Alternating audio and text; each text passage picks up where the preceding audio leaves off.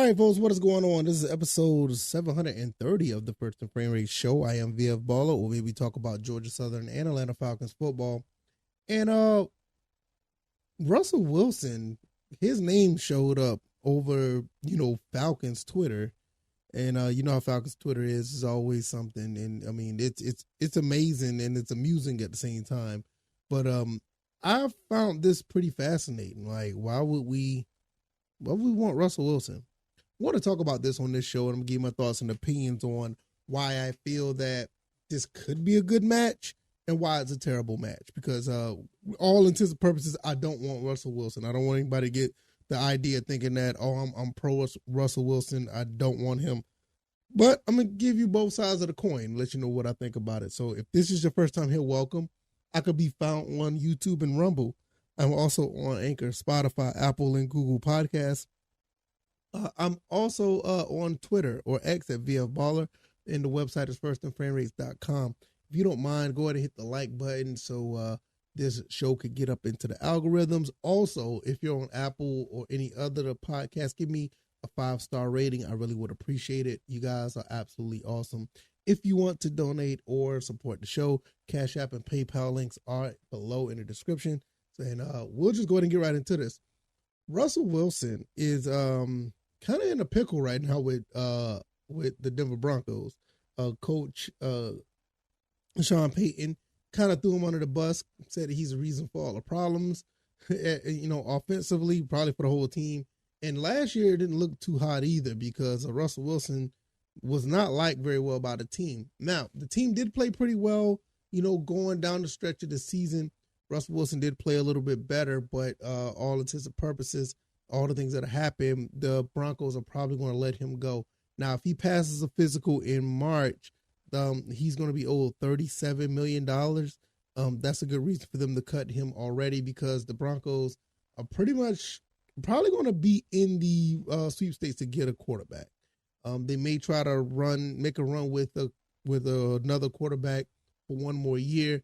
Or they may even try to move to get somebody. I'm not sure. I think the Broncos don't have that many. They don't have that many draft picks to begin with, so they're kind of going to be trying to build a team around an unknown commodity. I just don't know how. I don't know how the team is built. I don't follow the Broncos, but nevertheless, I think if they don't let him go, I think he has another contract that kicks in for like 5 years, $240 million next year as well.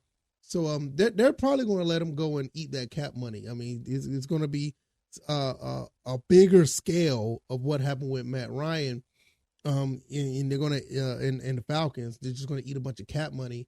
And if they let him go, I don't know if his contract will be null and void. He would just be a free agent. And do the Falcons would they even entertain picking him up? Do the fans actually want him? I mean, I'm not really sure. I will say this, to be completely transparent, even what Russell Wilson now at 34, he probably have maybe 4 more good years left. I mean, that's not saying much because he hasn't been playing well. But I will say this, if Russell Wilson's anything close to what he was back in Seattle, and I'm not talking about the last year or so in Seattle, but the last, solid years in Seattle, or even a part of this year, this Falcons team is built for a guy like Russell Wilson. I mean, you got to think about it. When he was in Seattle, he had a good run game. He had a good defense. He had a couple of good receivers that he could throw the ball to. It's a compelling case. But at the same time, it's not a good case because with the Falcons, you will want somebody who's along the lines of Drake London and Tyler Algier and Bijan Robinson and Kyle Pitts. Those 4 guys are very young. You want to get a quarterback that can grow along with them.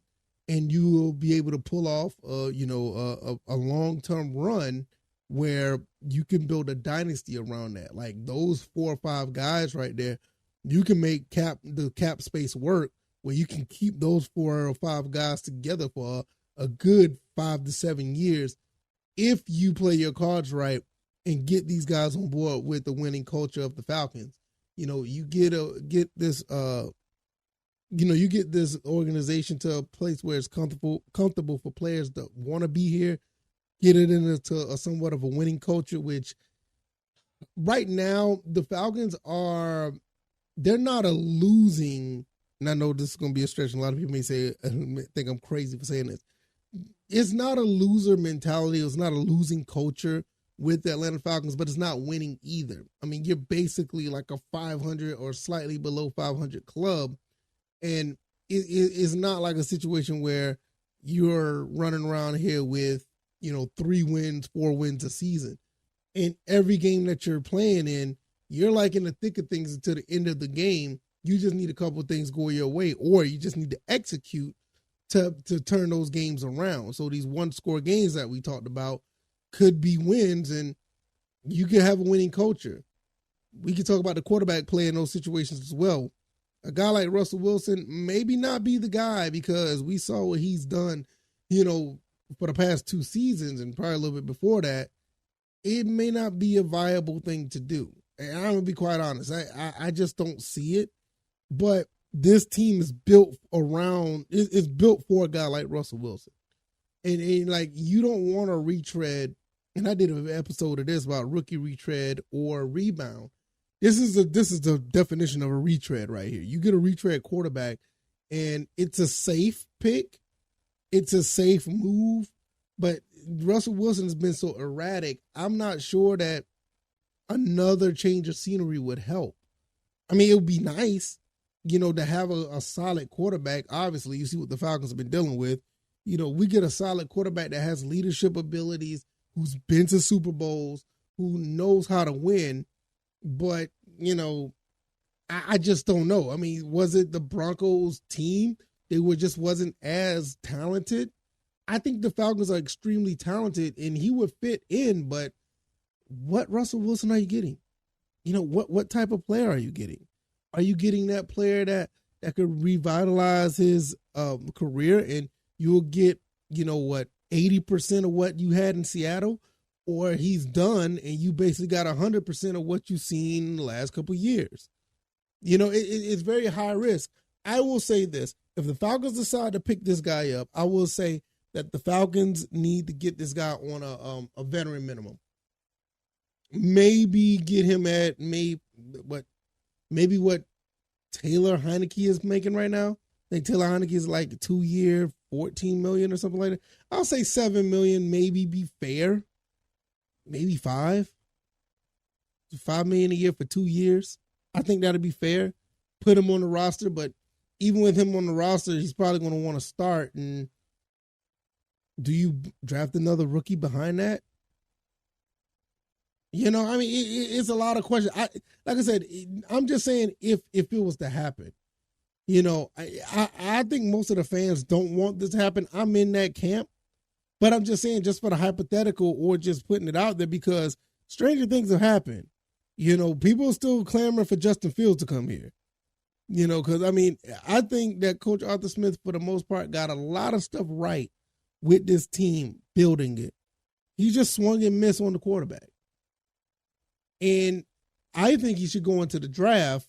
I got a feeling that they may end up trying to get Justin Fields. And if they do get a retread, I can see Kirk Cousins, or I can even see a Russell Wilson coming here.